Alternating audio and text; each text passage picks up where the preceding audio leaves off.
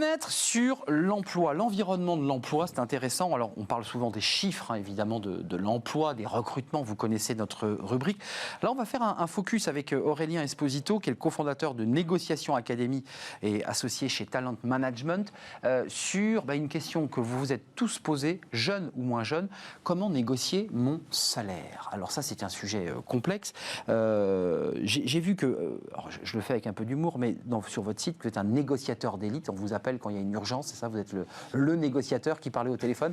C'est quoi ce métier de négociateur d'abord, avant de parler de la négo de salaire? Effectivement, le métier de négociateur, ça intervient sur toute la partie business. On a tendance à l'oublier. Quand on parle de négociation, on entend vente, souvent on entend achat, mais on oublie qu'on négocie tous les jours de notre vie, pour tous les sujets. Et effectivement, il y a des méthodes on a des services qui sont très évolués chez nous, type le GIGN, le RAID, les militaires, qui ont des techniques et des méthodes. Des négociateurs, exactement, qu'on appelle, qui sont posés avec leur téléphone. C'est ça, et qui ont des méthodes et techniques qui sont parfaitement exploitables dans le domaine de l'entreprise.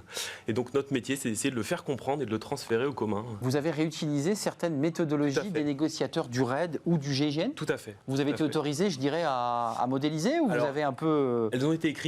Elles ont été écrites et exprimées, donc il y a même des livres qui sont fantastiques, je pourrais en citer s'il y a besoin. Il y a eu quelques livres sur les négociateurs, effectivement, beaucoup. C'est exact. Et donc elles sont maintenant diffusées, libres de droit. Et libres de droit, effectivement, puisque ce sont des méthodes. Alors, selon votre propre méthode, puisque vous avez cette académie de négociation, comment on fait pour négocier son salaire? Parce que c'est une angoisse absolue, c'est-à-dire que ça nous renvoie au rapport que l'on entretient avec l'argent. Exactement.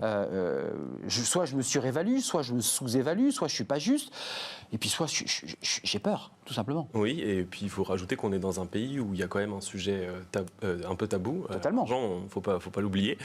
Donc le conseil le plus simple, ce serait déjà de poser la question, parce que les 3/4 du temps, tout le monde oublie de poser la question. Et si je peux me permettre, et spécialement de vous parler, mesdames, posez la question, parce que les dames la posent moins dans les statistiques. Donc il faut plus en retenue sur le exactement, salaire. Exactement. Elle parle de l'environnement du poste, mais pas du salaire. Effectivement. Donc mesdames, allez-y, posez la question, c'est très important. D'autant qu'il y a un écart de salaire encore entre les hommes et les femmes. Et ça, on le défend chez nous, et on essaye de travailler sur ces écarts-là. La deuxième chose serait de préparer. Winston Churchill disait, si je dois abattre un arbre, je passerai 70% de mon temps à aiguiser ma hache. Qu'est-ce que ça veut dire? Ça veut dire qu'une négociation, on n'improvise pas. C'est complètement dépassé de jouer la carte de l'impro sur ces sujets-là. Non, ça se prépare, ça se travaille. Et pour revenir un petit peu au salaire, ce qu'il ne faut pas oublier, c'est qu'un salaire, c'est plusieurs éléments constitutifs. C'est-à-dire qu'il n'y a pas que le salaire net dont il faut discuter. Il faut être capable d'ouvrir le sujet sur les à côté du salaire. On a eu un de nos stagiaires qui a négocié chez nous un abonnement Netflix, en partie variable de la rémunération, sur prime. Il y a plein de choses qui sont faisables. Il faut sortir du cadre du salaire net, c'est très important pour pouvoir ouvrir le champ. Le salaire, qu'est-ce qu'on fait pour essayer de faire avancer sa rémunération?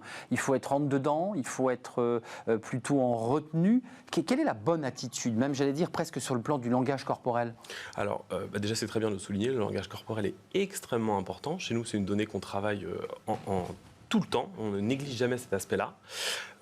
Et ensuite, tout dépend de l'interlocuteur que vous avez. Je vais reprendre des choses qu'on connaît. Regardez les séries sur le type Les Experts ou des choses comme ça. Le profiling est extrêmement important. Alors, qu'est-ce qui va derrière profiling? C'est surtout l'étude de la personne que vous avez en face de vous. C'est ça, il faut savoir ce qu'elle aime pas, son profil. Exactement. Et du coup, de là, vous allez pouvoir définir une ligne de négociation et des choses possibles à négocier. Ça s'appelle la zone de négociabilité. Et là, vous pouvez ouvrir le champ et demander les choses que vous souhaitez en sachant un petit peu où se place votre interlocuteur. Même quand on sent que cette zone de négociabilité est très étroite, on sent que la porte est fermée et on se dit là, c'est plié, pour le dire simplement. Oui, alors c'est le job de la personne qui ne veut pas négocier de fermer la porte et de le plier. Le job du négociateur ou de la négociatrice, c'est d'ouvrir cette porte et de créer une zone, une plateforme sur laquelle on va pouvoir échanger. Donc en un mot, même si on n'arrive pas à augmenter son salaire, il faut réussir à essayer d'agréger quelque chose en partant, c'est-à-dire que ne pas partir le panier vide.